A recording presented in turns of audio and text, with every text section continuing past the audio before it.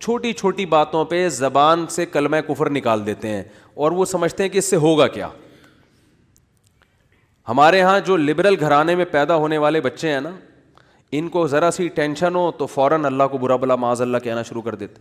میں ایسے اللہ کو مانتا ہی نہیں ہوں. ایک خاتون کے میاں نے کہیں دوسری شادی کی بات کی, ان کی وہ کہتی میں, اس خاتون نے فوراً کہہ دیا کہ میں ایسے اسلام کو ہی نہیں مانتی جو مرد کو اجازت دیتا ہے دوسری شادی کی. تو بھائی آپ کسی اور طرح سے لڑ لو اس سے, آپ اس کو نہیں کرنے دو, اس سے تھوڑی کفر ہے. تو عورت کی فطرت ہے, نہ کرنے دو اس کو, بولے بھائی مجھے بہت تکلیف ہوتی ہے, میں نہیں برداشت کر سکتی. وہ فرض تھوڑی ہے کرنا, اجازت دی ہے نا. اسلام نے گن پوائنٹ پہ تھوڑی کہا کہ لازمی کرو. وہ تو میں گن پوائنٹ لے کے بیٹھا ہوں, بندوقیں یہاں پہ ٹھا ٹھا کرو, ٹھیک ہے نا, وہ تو میرا ہیڈیک ہے نا, وہ اسلام کا تھوڑی ہے. تو بھائی یہ کہہ لو کہ نہیں کرو, مجھے تکلیف ہوتی ہے, جھوٹی موٹی کی بے ہوش ہو جاؤ, جھوٹی موٹی کی خودکشی کی دھمکیاں دے دو, ہاتھ پاؤں یوں کر لو اپنے تھوڑے سے, یوں عجیب سے کر لو. یہ ہوتا ہے سارے, یہ سب چل رہا ہوتا ہے مارکیٹ میں. کچھ بھی کر لو, اس سے آپ کافر نہیں ہوگی, کیونکہ عورت کو سوگن کی تکلیف ہونا نیچرل ہے. وہ نہیں چاہتی میرا میاں کسی اور کا ہو جائے. پھر اس میں خطرات بھی ہوتے ہیں, پتہ نہیں برابری کرے گا نہیں کرے گا. تو یہ رائٹ ہے. عورت, صحابیات کو بھی تکلیف ہوتی تھی. حضرت ابراہیم علیہ السلام نے جب دوسری شادی کی ہے تو آپ کی زوجہ کو, پہلی زوجہ کتنی نیک تھی, مگر ان کو بھی تکلیف ہوئی تھی. تو یہ تو نیچرل ہے. لیکن آپ اللہ پر آ جاؤ, اگر اللہ پہ اعتراضات شروع کر دو, اسلام پہ اعتراضات شروع کر دو, تو بھائی یہ اللہ سے آگے نکلنے کی کوشش ہو رہی ہے. پھر یہ کیا ہو رہا ہے, پھر اللہ نہیں بخش. دوسری تیسری شادی تو بہت دوسرا مسئلہ ہے. اللہ کہے گا تم نے مجھ پہ کیسے انگلی اٹھا دی ہے, مجھے کیسے غلط کہہ دیا. اور یہ آج کل بہت ہو رہا ہے, بات بات پہ کفر زبان سے نکال دیتے ہیں, غموں میں حوصلے چھوڑ دیتے ہیں. لوگ آ کے ملتے ہیں, یہ میرے ساتھ ٹینشن, یہ میرے ساتھ مسئلہ, یہ میرے ساتھ مسئلہ, پتہ نہیں اللہ کہاں ہے. ایک آدمی کے بچے کا انتقال ہوا, کہہ رہے یار اللہ کو میرا ہی بچہ مارنا تھا. بھائی تم کس کے مقابلے میں آ کے کھڑے ہو رہے ہو, خدا سے مقابلہ کر رہے ہو تم. تو یاد رکھو اللہ کی جو صفت ہے نا وہ ہے کبریائی, استغنا. اس سے لڑ کے, اسے برا بلا کہہ کے, اس کے خزانوں سے ایک تنکا بھی نہیں لیا جا سکتا. وہ آپ کے ان جذبات سے متاثر نہیں ہوتا. اگر آپ یہ سمجھو گے کہ میں یوں کروں گا, دیکھو باپ کے سامنے تڑیاں بعض دفعہ چل جاتی ہیں. باپ کے سامنے بعض دفعہ تڑیاں, میں ابا کو مانتا ہی نہیں جو مجھے جائیداد سے ہے نا آگ کر دیں اور مجھے گاڑی نہ لے کے دیں. ابا ہو سکتا ہے متاثر ہو کے بولیں بھائی چل یار یہ گاڑی تیرے نام کر دی میں نے, یہ پلاٹ تیرے نام کر دیا, میرا بیٹا تو مجھے ماننے سے انکار کر رہا ہے. لیکن اللہ کا اصول جو قرآن اور سنت سے پتہ چلتا ہے, جو آسمانی کتابوں سے پتہ چلتا ہے, وہ اصول یہ ہے کہ آج تک کسی نے اللہ کے خزانے سے اللہ کو معاذ اللہ برا بلا کہہ کے, اللہ پہ اعتراضات کر کے, اسلام کو برا بلا کہہ کے, اللہ کے پیغمبروں کو برا بلا کہہ کے, اس طرح سے واویلا کر کے, اگر آپ یہ سمجھتے ہو کہ اللہ کو آپ پہ ترس آ جائے گا کہ ہائے بیچارہ بہت ہی مجبور ہے, تو یہ دماغ سے ہمیشہ کے لیے نکال دو. اس سے بڑی سزا میں اللہ آپ کو ڈالے گا, اس سے بڑی سزا, اور وہ جہنم کی آگ. یہ تو کچھ بھی نہیں ہے. تبھی تو خودکشی کرنے والے پر اللہ کو ترس نہیں آتا. خودکشی کرنے والا ایک طرح سے انتقام لے رہا ہے اللہ سے کہ اللہ تو نے مجھے زندگی دی, مجھے اس قابل تو چھوڑا نہیں, تو نے تو میرے ساتھ غلط کیا, مجھے گفٹ چاہیے ہی نہیں نعمت کا. جیسے نا آپ باپ نے آپ کو گفٹ دیا ہو اور آپ دشمنی میں آ کے باپ کو گفٹ واپس کر دو, مجھے نہیں چاہیے, ایسے پھینک دو آپ. تو ہو سکتا ہے باپ کا یہ اصول ہو, وہ پھر بھی وہ کہے نہیں میرا بیٹا ایسا نہیں. لیکن اللہ کا اصول نہیں ہے, اللہ کا یہ اصول نہیں ہے. اللہ کہے گا بھائی تو کیا سمجھتا ہے, میں تجھے اور آگ میں ڈالوں گا. تو دنیا کی ٹینشنوں سے تو چاہتا تھا یہ ناکام عشق ہو گیا, عشق ناکام ہو گیا, اور یہ ہو گیا تیرے ساتھ, اور یہ ہو گیا, اور تو جاب لیس ہو گیا, اور گھر سے مہنگائی اور غربت کے تانے پڑ رہے ہیں تیرے کو, اور بے روزگاری کے تانے مل رہے ہیں, اور معاشرے میں تیری عزت نہیں ہو رہی, اور اب آ کے تو کیا کر رہا ہے, خودکشی کر رہا ہے. تو یہ سمجھ لے گا کہ میں تیرے پہ ترس کھا کے تجھے چھوڑ دوں گا. ایسا نہیں ہے.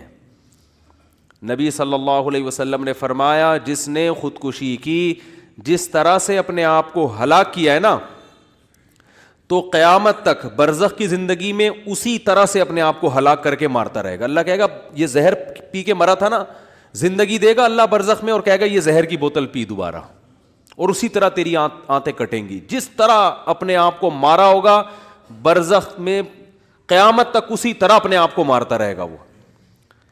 یہ بہت بڑی غلط فہمی ہے کہ ہم واویلا کر کے اللہ کو اپنی طرف متوجہ کر سکتے ہیں, ہم زبردستی کر کے اللہ کو اپنی طرف مائل کر سکتے ہیں. ایسا بالکل بھی نہیں ہے. بعض لوگ غموں سے پریشان ہو کے گناہ کرنا شروع کر دیتے ہیں, سمجھتے ہیں کہ یار میرا تو حق بنتا ہے, میں تو سٹا لگاؤں گا, میں تو ٹینشن میں آیا ہوا ہوں, میں تو شراب پیوں گا, میرے ساتھ یہ ہو رہا ہے تو میرا تو بھائی آپ پیو گے تو یہ نہ سمجھو کہ اللہ آپ سے خوش ہو جائے گا کہ جی آپ کو ایک غم آیا تھا, اس غم میں آپ نے چونکہ شراب شروع کی ہے ٹینشن ختم کرنے کے لیے, تو اب اللہ کو ترس آئے گا, نہیں اس پہ شراب کیا ہو گئی ہے, معاف ہو گئی ہے, یہ بیچارہ اس کا کیا بنتا تھا, رائٹ بنتا تھا, اس کو تکلیفیں اتنی دی ہیں. ایسا نہیں ہوگا بھائی, اس خوش فہمی میں مبتلا مت ہونا. یہ اصول ہے, اللہ کا قانون ہے, یہ قرآن سے پتہ چلتا ہے, حدیث سے پتہ چلتا ہے. اللہ کو جھکنے والا بندہ پسند ہے. جو اللہ بنانا چاہتے ہیں نا اپنی مخلوق کو, وہ کیا بنانا چاہتے ہیں, میں تمہارے ساتھ اچھا سلوک کروں برا سلوک کروں, تم بندے ہو, بندے بن کے رہو, ٹھیک ہے نا, کیا رہو, تم نے بس دعا ہی مانگنی ہے, اللہ یہ سب میرے ساتھ جو ہو رہا ہے یہ ٹھیک کر دے, میں ٹھیک کروں نہ کروں, تم نے ساری عمر کیا کرنا ہے, بس یہی مانگنا ہے کہ اللہ ٹھیک کر دے, اللہ محتاج ہے, اللہ یہ بھی ٹھیک ہو جائے, اللہ یہ بھی ٹھیک ہو جائے, اللہ بے روزگار ہوں روزگار دلا دے, میری مرضی روزگار دوں یا نہیں دوں, نہیں بھی دوں تم نے یہی کہنا ہے اللہ دلا دے.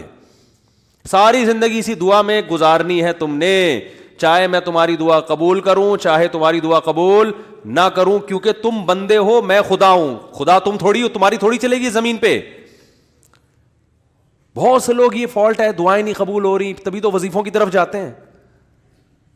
اولاد نہیں ہو رہی, کوئی وظیفہ بتا دے, بھائی دعا مانگ لے اولاد, کہہ رہا دعا تو مانگ کے دیکھ لیا ہے, وہ تو ہو ہی نہیں رہی, تو کوئی ٹیکنیکل طریقہ ہو اولاد کا, سے کیسے ہو جائے گی بھائی, ٹیکنیکل طریقے تو نہیں ہے.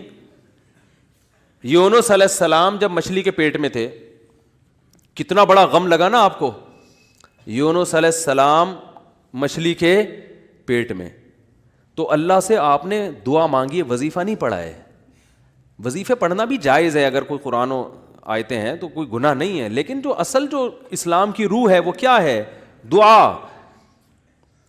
تو یونس علیہ السلام نے مچھلی کے پیٹ میں دعا مانگی, لا الہ الا انت سبحانک.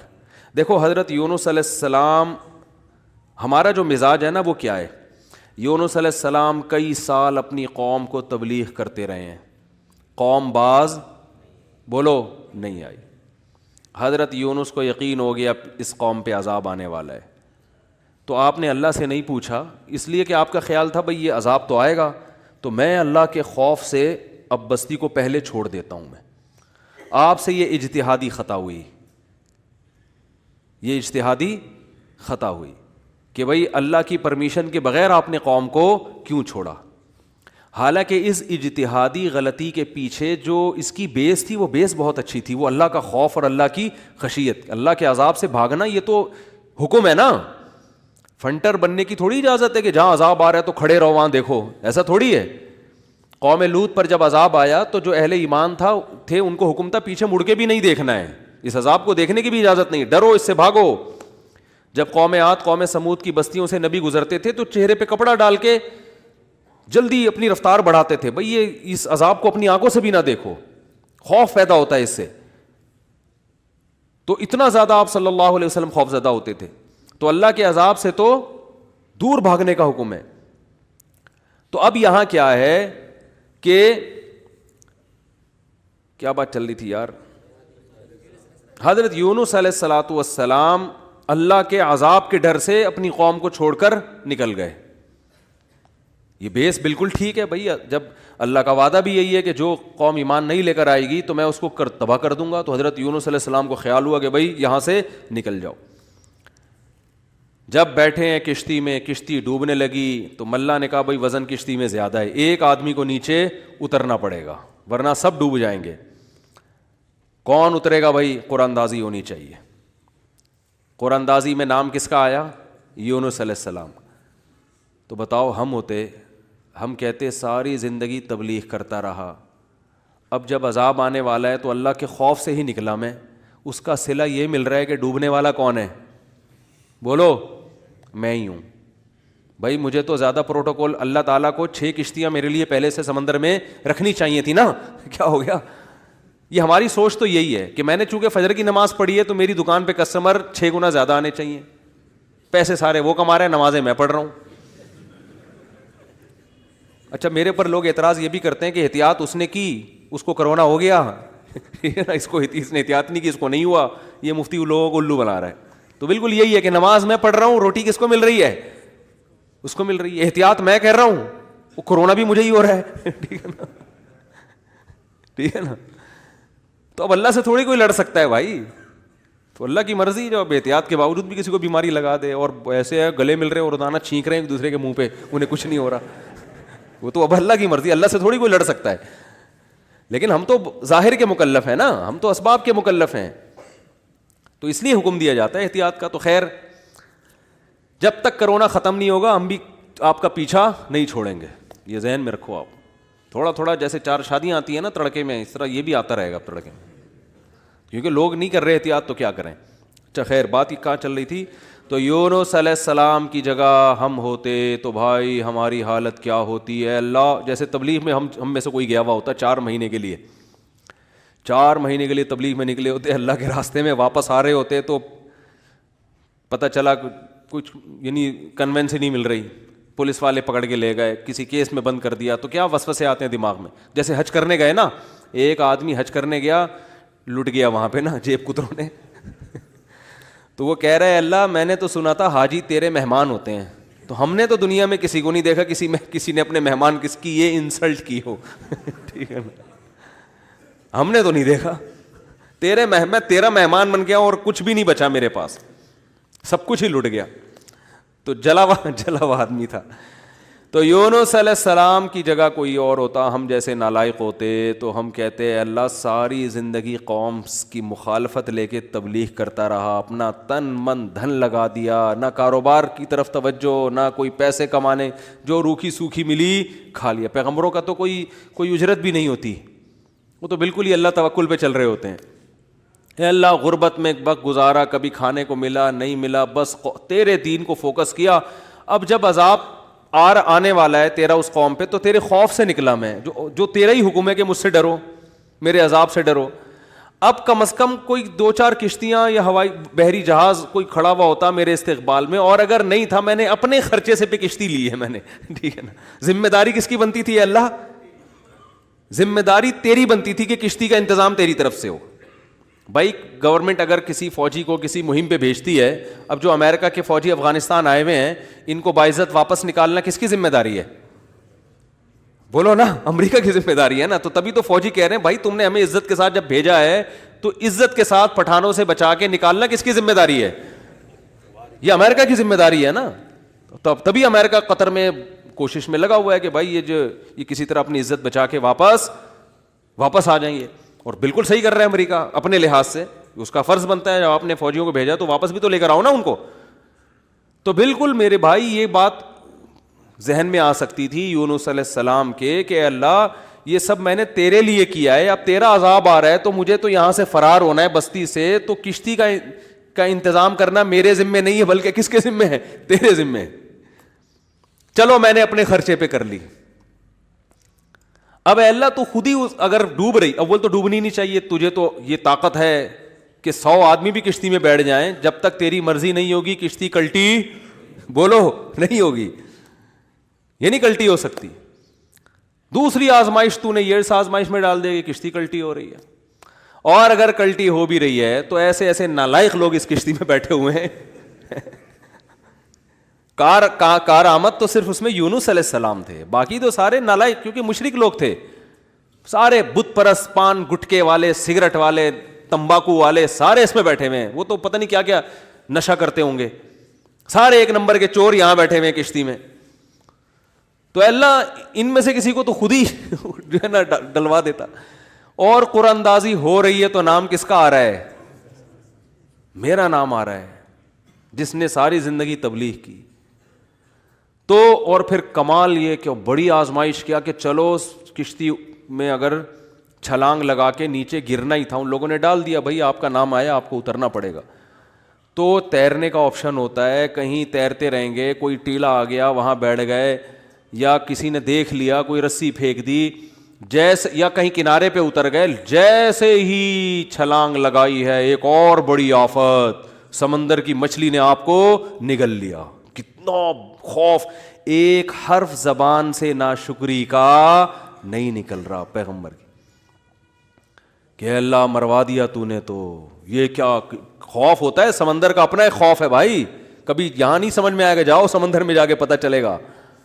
اور قرآن سے پتہ چلتا ہے رات کا وقت تھا, اندھیرا تھا, اندھیرے میں بہت, کیونکہ فنادا فی الظلمات, فی الظلمہ نہیں ہے کہ اندھیرے میں پکارا, اندھیروں میں پکارا. پتہ چلا کہ بہت سارے اندھیرے تھے, یعنی ایک مچھلی کے پیٹ کا اندھیرا, ایک سمندر کی تہ کا اندھیرا, اور ایک رات کا اندھیرا. کس قدر خوف. بتاؤ آج کسی کو ایسی ٹینشن ملتی ہے؟ آج یہی ٹینشن ہے. ابا نے اس دن چپیٹ لگا دیا تھا کھینچ کے, اور بھائی تمیز سے بات نہیں کر رہا, بیگم کنٹرول میں نہیں ہے, اور مفتی صاحب کا بیان سن کے اللہ کی خاطر شادی کی تھی, پھنس گئے. ایک آدمی میرے پاس آیا, کہنے لگا مفتی صاحب میری بیوی کی نہ شکل اچھی ہے اور نہ بات کرنے کا انداز اچھا ہے. تو مجھے خود بتا رہا تھا, کہہ رہا اتنی بد اخلاق ہے. میں اس سے کہتا ہوں اگر تیری شکل بھی اچھی ہوتی نا, میں تیری بد اخلاقی برداشت کر لیتا. چلو یار, پتہ نہیں جھوٹ بول رہا تھا سچ بول رہا تھا, اللہ ہی جانے. اب یہ کوئی ٹینشن ہے بتاؤ؟ اصل ٹینشن تو وہ ہے نا. اچھا لوگ کہہ رہے ہوتے ہیں وہ ہو جاتا نا اچھا تھا, ہم سمندر میں ڈوب جاتے اچھا تھا. او بھائی ابھی ڈوب ہی نہیں رہے ہو اس لیے کہہ رہے ہو اچھا تھا. جب ڈوبنے لگو گے تو وہی کیفیت ہوگی. وہ جو پھندا آ گیا تھا نا درخت سے, ایک آدمی کہتا نا اللہ موت دے دے زندگی سے, تو وہ کسی نے پھندا پھینک دیا اوپر سے اور یہ کہا کہ میں اللہ ہوں, اس میں گردن ڈال لے اٹھا لوں گا. تو وہ کہتا ہے یہاں تو کوئی مذاق بھی نہیں کر سکتا ہے اللہ. تو وہ جب آتی ہے نا اپنے اوپر تو پھر یہ کنڈیشن ہوتی ہے. تو یونس علیہ السلام پر جو آزمائشیں آئیں, کتنی بڑی بڑی آزمائشیں, مچھلی کا پیٹ اور نگل گئی مچھلی. مچھلی اکثر ثابت نگلتی ہے, ذرا بھی شکایت, کیونکہ ہم بندے ہیں بھائی, ہماری جو ڈیوٹی ہے ہم نے وہ کرنی اور چھوٹا بن کے رہنا ہے. ہم نے اللہ کے سامنے یہ نہیں کرنا یہ کیا ہو رہا ہے, ایسا کیوں ہو گیا, میں تو تبلیغ کے لیے نکلا تھا, میرے ساتھ یہ ناانصافی.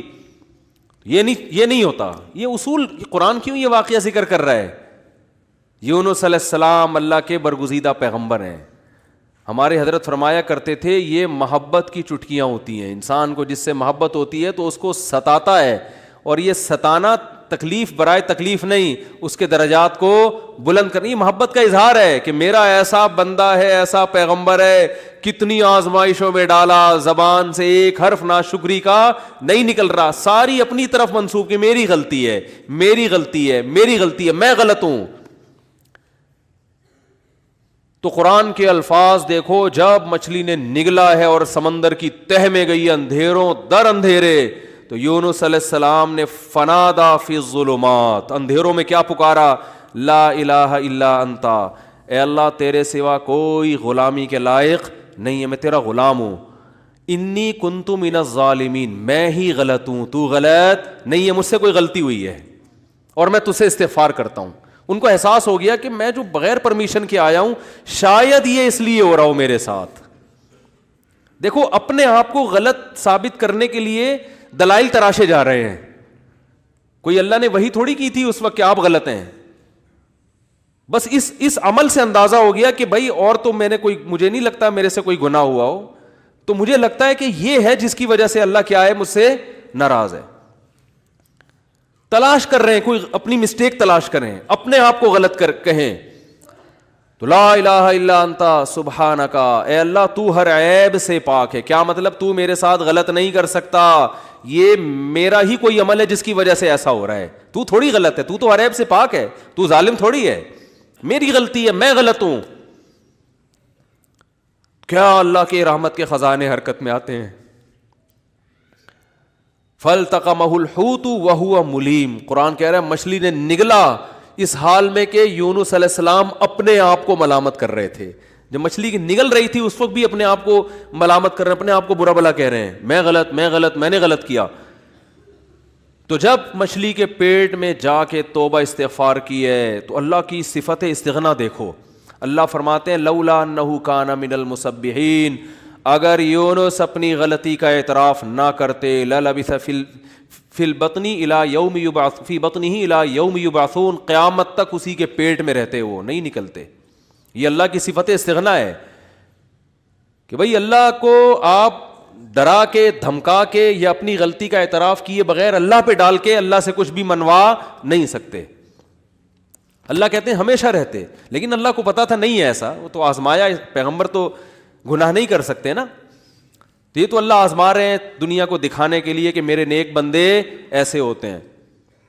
تو اللہ فرماتے ہیں کہ فَأَنبَذْنَاهُ بِالْعَرَاءِ، ہم نے ایک میدان میں ان کو، جب انہوں نے توبہ استغفار کی ہے تو اللہ نے مچھلی کو حکم دیا ان کو نگل دے باہر، اور وہ مچھلی نے وہ آپ کو ساحل سمندر پہ ڈالا ہے. اب اللہ کی رحمت کے خزانے، سمندر کے ساحل پر کچھ بھی نہیں تھا. اللہ فرماتے ہیں وہاں اپنی قدرت سے ہم نے درخت پیدا کر دیا جو ان کو کیا دے گا؟ چھاؤں. اب معجزے ہو رہے ہیں کہ نہیں ہو رہے؟ بھئی اللہ آزمایا، اللہ نے کہا آزمائش میں پورا اترا یہ بندہ، میرے یہ نیک بندے آزمائش میں پورے اترے ہیں. اور اللہ نے اپنی قدرت سے درخت پیدا کر دیا اور حکم دیا جاؤ اپنی قوم کے پاس واپس جاؤ. قوم سے عذاب ٹل گیا. ہوا یہ تھا کہ جب یونس علیہ السلام کو یقین ہو گیا عذاب آ رہا ہے، تو یونس علیہ السلام جیسے ہی نکلے، وہ قوم تھی ہوشیار، اس کو اندازہ ہو گیا کہ بھائی یہ جب تک ہم میں تھے تو عذاب کا چانس نہیں تھا، یہ گئے ہیں تو اب واقعی آئے گا. تو عذاب دیکھے بغیر انہوں نے توبہ تائب شروع کر دی، تو اللہ نے وہ عذاب آنے والا ان سے کیا کر دیا؟ ٹال دیا. یہ ہے اللہ کی رحمت. اللہ کے غضب پہ کیا رہتی ہے؟ بولتے کیوں نہیں بھائی؟ غالب. تو یہ واقعہ بھی ثابت ہو گیا، رحمت ہمیشہ گراف اللہ کا اوپر رہتا. ہاں عذاب دیکھ لیتے اور مذاق اڑاتے، جیسے قوم عاد نے مذاق اڑایا. فلما رأوه عارضا مستقبل اودیتہم، جب انہوں نے بادلوں کو اپنی طرف آتے ہوئے دیکھا، پیغمبر بتا رہے ہیں کہ یہ عذاب ہے، تو کہہ رہے ہیں ھذا عارض ممطرنا، کوئی عذاب نہیں ہے بھائی، بادل تو آتے ہیں برستے بھی ہیں، کوئی نارمل. وہ تو آخری دم تک ڈٹے ہوئے تھے. اب کیونکہ اللہ کی صفت غضب بھی ہے، رحمت غالب تو رہتی ہے، لیکن ایسا نہیں ہے کہ غضب ختم ہی ہو گیا ہے. پھر اللہ نے عذاب بھیجا اس قوم پہ. 7 دن 8 راتیں تیز ہوائیں چلی ہیں، 8 دن 7 راتیں، اور ایسا اٹھا اٹھا کے اس قوم کو پٹخائے کہ اللہ فرماتے ہیں کأنہم اعجاز نخل خاویہ. 1 ہفتے کے بعد ایسا لگ رہا تھا کھجور کے تنے ہیں جو اوندھے پڑے ہوئے ہیں. بڑے بڑے قداور لوگ تھے وہ. اللہ نے تو اس لیے میرے بھائی جب کوئی غم آئے، پریشانی آئے، تو واویلا نہ مچایا کرو، رونے دھونے کی اجازت ہے. یہ بے صبری نہیں ہے، جب انسان کو غم ہوتا ہے روتا بھی ہے، ہائے ہوئے بھی کرتا ہے، لیکن اللہ کو برا بلا کہنا شروع کر دینا، میرے ساتھ اللہ یہ کر رہا، میرے ساتھ اللہ میں ہی میرا ہوں اللہ کو. آپ کا کام ہے غلامی، مانگتے رہنا ہے، مانگتے رہنا ہے، مانگتے رہنا ہے. اکثر ایک واقعہ علماء بتاتے ہیں، کتابوں میں لکھا ہوا ہے کہ ایک بزرگ حج کرنے جاتے تھے، حج کرنے کے بعد ندا آتی تھی قبول نہیں ہوا. کیا ندا آتی تھی؟ قبول نہیں ہوا. تو وہ دوبارہ چلے جاتے اگلے سال. جب حج کرتے پھر ندا آتی قبول نہیں ہوا، وہ پھر چلے جاتے، پھر چلے جاتے. تو کسی نے کہا کہ آپ خود ہی بتاتے ہو کہ جب میں حج سے فارغ ہوتا ہوں آسمان سے ایک ندا آتی ہے کہ قبول نہیں ہوا، تو پھر کیوں جاتے ہو بار بار بار بار؟ تو انہوں نے کہا بھائی میرا کام ہے حج کرنا، اپنی کوتاہیوں کی اصلاح کرنا، قبول کرنا کس کا کام ہے؟ اللہ کا. اب اللہ سے تو لڑ تھوڑی سکتا ہوں. اور یہ بھی نہیں ہے کہ اب فنٹر نہیں بنو کہ اب تو ہم نہیں جائے گا بھائی، اب تھوڑی 2 دفعہ چلے گا، 3 دفعہ چلے گا، ہر دفعہ یہ آواز آ رہی ہے اب تھوڑی ہمارے پاس اور بھی دنیا میں غم ہے بھائی، یہ حج ہی کرتے رہیں گے کیا؟ یہ ہوتا اصل میں لوگوں کا یہ رویہ ہو گیا ہے. دعا میں بہت ہو رہا ہے یہ، یار ہم نے دعا، مفتی صاحب 6 دفعہ دعا مانگ لی پھر بھی فائدہ نہیں ہو رہا. اب یہی تھوڑی کہ دعا مانگتے بول نہیں رہے ہوتے، مفتی صاحب سے ڈر رہے ہوتے ہیں تو بھائی اتنا اللہ سے ڈر لو. وہ بعض تو بول بھی دیتے ہیں. تو بھائی 6 دفعہ 10 دفعہ 100 دفعہ دعا مانگنے میں کیا جا رہا ہے یار؟ اللہ کے سامنے ہاتھ اٹھا کے مانگنے سے زیادہ بھی کوئی مزیدار عمل ہو سکتا ہے؟ نہیں قبول ہو رہی، اہل اللہ کہتے ہیں نہیں قبول ہو رہی نا، اس میں مانگنے میں اور زیادہ مزہ ہے. ٹھیک ہے نا؟ اس میں مانگنے میں یہ اللہ ایمان کا امتحان لے رہا ہے. تو ہم غیب پر ایمان کے دعوے دار ہیں، اللہ تو نہ قبول کر، ہم تو مانگتے رہیں گے. ہمیں مزہ اسی میں آتا ہے. حضرت عمر رضی اللہ تعالی عنہ کا قول ہے کہ مجھے اس سے غرض نہیں ہے کہ میری دعا قبول ہو رہی ہے کہ نہیں ہو رہی، یہ تو میرا کام ہی نہیں ہے کہ یہ اللہ کی ذمہ داری ہے، یہ ہماری ٹینشن. یہ تو میں حضرت عمر کے الفاظ اپنی زبان میں بتا رہا ہوں، یہ ہماری ٹینشن ہے ہی نہیں، یہ تو اللہ کا کام ہے نا، قبول کرنا تو اس کا کام ہے. فرمایا مجھے اس کی فکر ہوتی ہے کہ دعا مانگنے کی توفیق مل رہی ہے کہ نہیں مل رہی. ایسا نہ ہو مایوسی اتنی پیدا ہو جائے کہ دعا مانگنے ہی کی توفیق چھن جائے. یہ ڈینجرس ہے, یہ خطرناک ہے کہ اللہ نے آپ کو اپنے در سے محروم کر دیا, ہاتھ اٹھانے کی توفیق سلب کر لی. اور آج لوگوں میں یہ نظر آتا ہے دعا مانگنے کی توفیق نہیں مل رہی, کیونکہ ان کی پوری نظر اسباب پہ ہوتی ہے, اللہ پہ نظر ختم. یہ بہت خطرناک ہے. دیکھو اسباب پہ نظر رکھو گے, ہو سکتا ہے اسباب اختیار کر کے کام تو ہو جائے, لیکن اللہ کی جب عدالت میں کیس لے کے جاؤ گے, فائل داخل کرو گے, وہاں سے جو کام جب منظور ہوگا نا, اس کام کی نوعیت میں اور آپ کے کام کی نوعیت میں زمین اور آسمان کا فرق ہوگا. جب اللہ کے سامنے کیس لے گئے, کام خراب بھی ہوگا تو بنے گا, اور جب اسباب پہ نظر رکھو گے بنے گا بھی تو ہو سکتا ہے اس میں خیر نہ ہو, یہ کوئی الٹا کام ہو رہا ہو. جس کام سے آپ نے اللہ کو نکال دیا اب اس میں خیر کی توقع نہ رکھیں. آپ بیمار ہوئے, صرف دواؤں پر اکتفا کیا ہوا ہے آپ نے, اللہ سے دعائیں نہیں مانگتے اور ضرورت بھی محسوس نہیں کرتے کہ چھوڑو یار, جب میں آگمنٹن کھا رہا ہوں, جب میں یہ سیرپ پی رہا ہوں, تو گورے بھی تو ٹھیک ہوتے ہیں نا بغیر دعا کے. کیا خیال ہے بھائی, جب وہ ٹھیک ہوتے ہیں تو مجھے دعا مانگنے کی کیا ضرورت ہے؟ تو عین ممکن ہے آپ ٹھیک ہو جاؤ, کیونکہ دوا اثر کرتی ہے, اللہ نے دنیا کو اسباب سے جوڑ دیا, لیکن یہ ٹھیک ہونا بھی آپ کے لیے نقصان کا ذریعہ بن سکتا ہے. اور آپ دعا مانگو دوا کے ساتھ, ہو سکتا ہے آپ ٹھیک نہ ہو, لیکن پھر ٹھیک نہ ہو کے بھی اس میں اللہ کیا ڈال دے گا؟ بولو نا, خیر ڈالے گا. اللہ اس میں خیر ڈالے گا. جیسے یونس علیہ السلام کو مچھلی کے پیٹ میں اللہ نے داخل کیا ہے ان کے درجے کو اور بلند کرنے کے لیے. اگر یونس علیہ السلام کے ساتھ یہ مچھلی والا واقعہ نہ ہوتا تو شاید یونس علیہ السلام کا ذکر قرآن مجید میں نہ ہوتا, کیونکہ پیغمبر تو لاکھوں آئے ہیں نا, سب کا تذکرہ تھوڑی ہے. اور نبی صلی اللہ علیہ وسلم نے حضرت یونس کی فضیلت الگ سے بیان کی ہے, فرمایا لا تفضلونی علی یونس, مجھے یونس پر فضیلت مت دو. حالانکہ دیکھو یہ تو اجماعی عقیدہ ہے کہ ہمارے نبی تمام پیغمبروں سے افضل ہیں, لیکن کیا مطلب نام لے کے میرے مقابلے میں یونس کو نہ لے کر آؤ کہ میں ان سے زیادہ افضل ہوں. کیوں؟ کیونکہ اس میں اس بات کا امکان تھا کہ شاید اس واقعے کی وجہ سے لوگ یونس علیہ السلام کی توہین نہ کر رہے ہوں کہ وہ اللہ کی پرمیشن کے بغیر چلے گئے تھے. تو کہیں اس واقعے کو بنیاد بنا کے لوگ ایسا نہ ہو کہ کہیں کہ ہمارے نبی تو افضل ہے, یونس علیہ السلام افضل نہیں ہے, کیونکہ ہمارے نبی تو بغیر پرمیشن کے کوئی کام نہیں کیا, اور یونس علیہ السلام تو اللہ کی پرمیشن کے بغیر چلے گئے تھے. تو اس لیے نبی نے اس کانسیپٹ کو درست کرنے کے لیے, کلیئر کرنے کے لیے کہ کہیں تمہارے ذہن میں یہ چیز نہ ہو, اس لیے کیا مطلب حدیث کا کہ یونس علیہ السلام کا نام لے کے دونوں کو مجھے ان کے مقابلے میں لا کے کھڑا مت کرو, اور یہ مت کہو کہ محمد صلی اللہ علیہ وسلم حضرت یونس سے افضل ہیں. حالانکہ افضل ہیں, لیکن جہاں بھی حضرت یونس کی توہین کا ذرہ برابر بھی شائبہ نکلتا تھا آپ صلی اللہ علیہ وسلم نے اس سے منع کر دیا, اس لیے کہ آپ صلی اللہ علیہ وسلم جانتے تھے کہ یہ جو کچھ یونس علیہ السلام کے ساتھ ہوا یہ اصل میں آپ کو بلند مرتبہ دینے کے لیے ہوا تھا, اور یہ بتانے کے لیے ہوا تھا کہ اللہ کی صفت استغنا کیا ہے, اور یہ بتانے کے لیے کہ اللہ سے لڑ کے کوئی چیز نہیں لی جا سکتی, اور یہ بتانے کے لیے کہ غموں میں, ٹینشنوں میں, پریشانیوں میں اللہ کے نیک بندوں کا رویہ کیا ہوتا ہے. اور میں آپ کی جنرل نالج کے لیے ایک بات یہ بھی بتا دوں کہ جس کا یہ لائف اسٹائل ہوگا نا وہ ٹینشنوں میں بھی خوش رہے گا, ویسے ہی ٹینشن ختم کر لیتے ہیں اللہ اس سے, کیونکہ وہ ہر ٹینشن کو کس کی طرف سے سمجھ رہا ہے؟ اللہ کی. تو جب اللہ ہمارا ہے اور وہ اپنے بندوں کا اچھا چاہتا ہے تو اس میں ٹینشن دے کے بھی ہماری کیا ہوگی, اس میں خیر ہی ہوگی. اس نے یعقوب علیہ السلام سے جو بیٹا چھینا تو یعقوب علیہ السلام کو نوازنے کے لیے چھینا,